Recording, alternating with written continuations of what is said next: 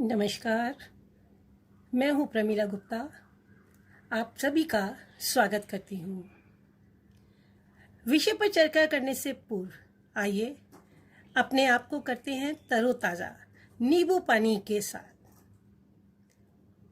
तो नींबू पानी बनाने के लिए आवश्यक सामग्री, 6 लोगों के लिए नींबू पानी बनाना है तो 6 गिलास पानी, 3 पीले रसेदार नींबू, 100 ग्राम शक्कर, थोड़ा सा काला नमक, बर्फ के कुछ टुकड़े और एक बड़ा बर्तन और 1 चम्मच। ये हमारी आवश्यक सामग्री है। हम क्या करेंगे नींबू पानी बनाने के लिए? सबसे पहले एक बड़े बर्तन में 6 गिलास पानी डालेंगे और उसमें 100 ग्राम शक्कर डालकर पानी में घोलेंगे। जब अच्छी तरह से शक्कर घुल जाए तो थोड़ा सा काला नमक उसमें डाल देंगे। अब 3 पीले रसेदार नींबू लेकर उनका रस निकालेंगे और उस रस को शक्कर वाले पानी में मिला देंगे। अब प्रत्येक गिलास में 2 या 3 टुकड़े बर्फ डालकर उसमें यह मिश्रण डालेंगे। लीजिए, आपकी शिकंजी तैयार है। अब हमारी शिकंजी तैयार है तो इसका रसास्वादन करिए और अपने आप को तरोताज़ा कीजिए। तो दोबारा से हम एक बार पुनः एक नज़र आवश्यक सामग्री पर डालते हैं। अब आप देखिए, 6 लोगों के लिए नींबू पानी, हमने संख्या क्या बताई है? 6 लोगों के लिए। तो इसमें 6 लोग क्या है? संख्यावाचक। 6 गिलास पानी, पुनः 6 गिलास आ रहा है, ये क्या है? लेकिन एक हमने माप दिया है, मेजरमेंट दिया है, तो आ गया परिमाणवाचक। 3 पीले रसेदार नींबू, 3 संख्या बताई है तो क्या होगा? वापिस से संख्यावाचक। पीले रंग बताया है और रसेदार वो भी उसका गुण बताया है तो ये हो जाएगा गुणवाचक। 100 ग्राम शक्कर माप बताया है, एक नापतोल बताया हमने, तो वो होगा परिमाणवाचक। बर्फ के कुछ टुकड़े, कुछ हमें मालूम नहीं है कितने, 2 लिए, 3 लिए, 4 लिए, उसकी कोई संख्या हमें पास निश्चित नहीं है, तो कुछ जो है वो अनिश्चित संख्यावाचक है, क्योंकि संख्या कोई भी निश्चित नहीं है। एक बड़ा बर्तन और 1 चम्मच, एक बर्तन लिया है और 1 ही चम्मच लिया है, तो एक जो है वो संख्यावाचक है और बड़ा, क्योंकि साइज हमें पता नहीं कितना बड़ा है, तो वो गुणवाचक है। तो आपको ये नींबू पानी कैसा लगा? ये देखिए, यह शिकंजी मज़ेदार है। आप यही शब्द कहेंगे कि यह शिकंजी मज़ेदार है, यह शिकंजी जायकेदार है, यह नींबू पानी हमारी सेहत के लिए फ़ायदेमंद है। तो आपने शिकंजी का रसास्वादन करते करते कुछ सीखा है। यहाँ पर यह जो है वो सर्वनाम जो शब्द है, यह हमेशा शिकंजी, शिकंजी, नींबू पानी अर्थात संज्ञा से पहले आया है, तो यह बन गया है सार्वनामिक विशेषण। मतलब जो संज्ञा जो है वो सर्वनाम से, संज्ञा से पहले जो सर्वनाम आ रहा है, इसलिए। तो अब आप ये समझ ही गए होंगे कि हम बात किसकी कर रहे हैं। हम बात कर रहे हैं विशेषण की। जी हाँ, हम बात करते हैं विशेषण की। ये कक्षा 7 और 8 दोनों के लिए है। कक्षा 7 का पाठ 13 है और कक्षा 8 का ये पाठ 14 है। तो विशेषण, अब ये समझ में आया कि संज्ञा या सर्वनाम की विशेषता बताने वाले शब्द, जो शब्द संज्ञा या सर्वनाम की विशेषता बताते हैं वो विशेषण होते हैं, और जिसकी विशेषता बताई जाती है वो विशेष्य होता है। जैसे जो चीज़ की हमने शिकंजी से सीखी, तो जिसकी विशेषता बताई जाती है वह विशेष्य होता है, और जो विशेषता बताई जा रही है वह विशेषण होता है। विशेषण के 4 भाग होते हैं: गुणवाचक विशेषण, परिमाणवाचक विशेषण, संख्यावाचक विशेषण और सार्वनामिक विशेषण। तो अब हम बारी बारी से सिलसिलेवार एक एक विशेषण के बारे में बात करते हैं। पहला हम लेते हैं गुणवाचक विशेषण। गुण मतलब उसके अंदर कौन कौन से गुण है, क्या दोष है, अच्छा है, बुरा है, विनम्र है, दयालु है, कैसा है। आकार या प्रकार कैसा है उसका है, छोटा है, मोटा है, लंबा है, चौरस है, तिकोना है। उसका रंग रूप किस रंग का है, काला, पीला, लाल, हरा, सुंदर, मनोहर। उसकी दशा कैसी है, अवस्था कैसी है, अमीर है, गरीब है, स्वस्थ है, समृद्ध है, कमजोर है, कैसा है, पतला है। स्वाद उसका कैसा है, कड़वा, नमकीन, कसैला, मीठा, खट्टा। या स्थान, देश, वो स्थानीय है, राष्ट्रीय है, अंतर्राष्ट्रीय है, शहरी है, ग्रामीण है। ये सब गुणवाचक विशेषण के अंतर्गत आते हैं। स्थिति कैसी है, ऊपरी है, बाहरी है, निचला हिस्सा है, अगला हिस्सा है। दिशा, उत्तरी, दक्षिणी, पूर्वी, पश्चिमी, उत्तर पूर्वी या दक्षिण पश्चिमी।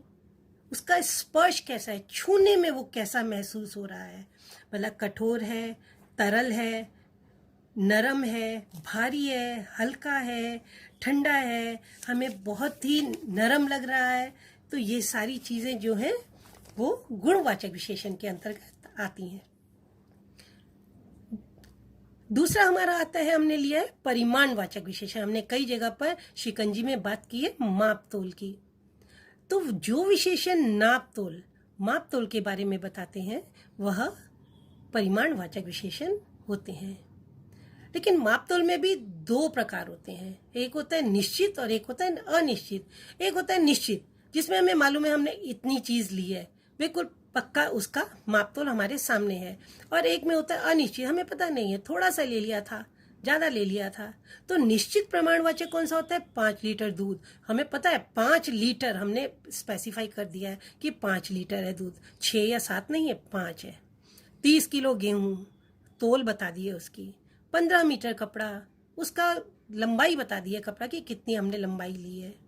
लेकिन अनिश्चित परिमाणवाचक में हम ऐसे कहते हैं, अरे थोड़ा सा दूध ले लो, है ना, बहुत दूध ले लिया, थोड़ा सा चावल लो, ज्यादा ले लिया, ऐसे कोई उसका निश्चित प्रमाण नहीं होता है। तो इसलिए ये अनिश्चित परिमाणवाचक विशेषण कहलाता है।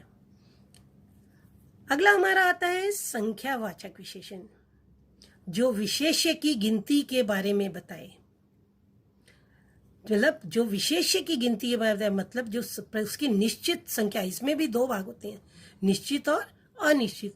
एक निश्चित संख्या, प्रत्येक छात्र एक एक गिन के छात्र को, या 4 बंदर पेड़ पर बैठे हैं कि गिने हुए हमने 4 हैं, 250 रुपये आपको देने हैं, 2 दर्जन केले लेकर आइए। अब यहाँ पर देखिए 2 दर्जन केले हैं, तो ये यहाँ पर क्या हो रहा है, संख्यावाचक है। लेकिन हम कहते हैं 2 किलो ले आओ, तो वो परिमाणवाचक होता है, वो माप हो जाती, तोल हो जाता उसका।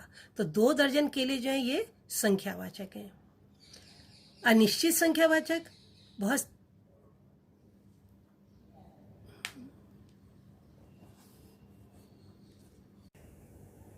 हाँ, हम बात कर रहे हैं 2 दर्जन केले। 2 दर्जन मतलब 1 दर्जन में हमें पता है 12 केले होते हैं, तो वो हमें संख्या पता है। लेकिन अगर हम किलो कहें तो किलो में हमें ये नहीं पता कि 5 चढ़ेंगे, 6 चढ़ेंगे, 8 चढ़ेंगे, 10 चढ़ेंगे, कितने केले चढ़ेंगे। तो इसलिए जहाँ पर किलो आता है वह परिमाणवाचक हो जाता है, और जहाँ पर दर्जन आता है वहाँ पर वह संख्यावाचक आ जाता है।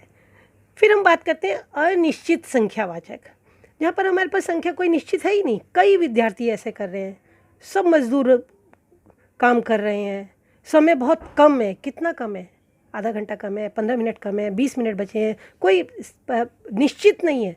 तो जहाँ पर समय का कोई निश्चित मापदंड नहीं होता है, तो उसको हम कहते हैं कि ये अनिश्चित संख्यावाचक है।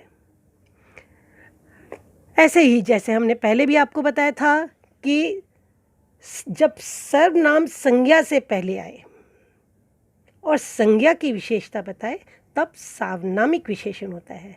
यहाँ बात करते हैं सार्वनामिक विशेषण की, कि जब सर्वनाम संज्ञा से पहले आए और संज्ञा की विशेषता बताए, तब सार्वनामिक विशेषण होता है।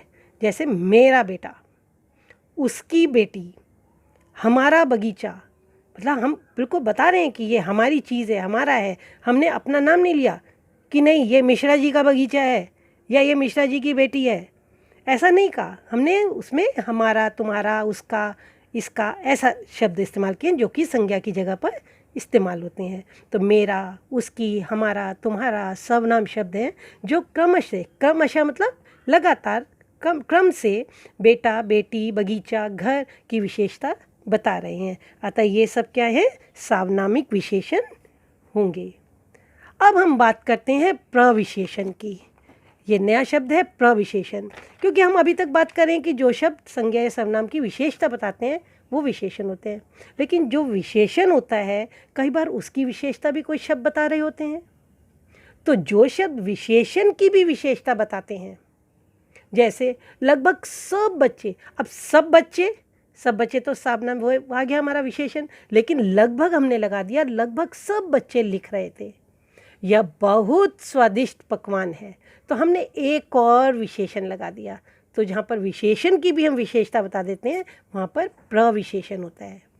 यहाँ पर लगभग, बहुत, सब और स्वादिष्ट की विशेषता बता रहे हैं। लगभग शब्द और बहुत जो है ये सब और स्वादिष्ट की विशेषता बता रहे हैं, अतः यह प्रविशेषण शब्द। तो बच्चों, अभी आपने खेल में मस्ती करते करते नींबू शिकंजी का रसास्वादन करते करते विशेषण सीखा। चलो अब ऐसा करते हैं, अब आपकी बारी है विशेषण का अभ्यास करने की। तो मैं आपको एक विधि देती हूँ, जो मैं विधि आपको बताने जा रही हूँ उसको ध्यान से पढ़िएगा और उसमें से विशेषण शब्द चुनकर उसके भेद लिखिएगा। तो ये है आलू की टिक्की बनाने के लिए आवश्यक सामग्री। ये आपको करना है कि आलू की टिक्की बनाने के लिए आवश्यक सामग्री क्या क्या हमने ली है। उबले हुए आलू 800 ग्राम, पोहा 1 कप, हरा धनिया 2 से 3 चम्मच बारीक कटा हुआ, हरी मिर्च 3 से 4 बारीक कटी हुई, भुना हुआ जीरा पाउडर 1 छोटा चम्मच, क्वांटिटी बता दी है हमने आपको, काली मिर्च आधी छोटी चम्मच कुटी हुई, पिसी हुई मतलब, अमचूर 1 छोटी चम्मच और सफ़ेद नमक स्वाद के अनुसार। तो ये आलू टिक्की बनेगी बहुत ही मज़ेदार। तो चलिए अब आप इसको ध्यान से पढ़िए और ये आलू की टिक्की का मज़ा लेने के लिए आप पहले कीजिए, और जब आपकी आलू की टिक्की बन जाए आप उसका रसास्वादन भी कर लें, है ना। उसके बाद अपने उत्तर को इस हल से मिलाइए। ये मैंने एक उत्तर भी आपको दे दिए हैं। 800 ग्राम हमने जो आलू लिए थे वो है परिमाणवाचक विशेषण, 1 कप पोहा परिमाणवाचक, उबले हुए आलू, कटा धनिया, हरी मिर्च, काली मिर्च, भुना हुआ जीरा, सफ़ेद नमक, ये सब क्या है गुणवाचक, क्योंकि जीरे का गुण क्या है भुना हुआ है, नमक कैसा है सफ़ेद है, मिर्च कैसी है हरी है। ऐसे 3 से 4 मिर्च गिनती बता दिए, तो यहाँ पर संख्यावाचक। यह आलू टिक्की के बारे में बता रहे हैं, यह तो सार्वनामिक विशेषण होगा। तो इस प्रकार से आप विशेषण का अभ्यास कर सकते हैं। अब मुझे पूरा विश्वास है कि अब आपको विशेषण पहचानने में कोई भी परेशानी नहीं होगी। धन्यवाद।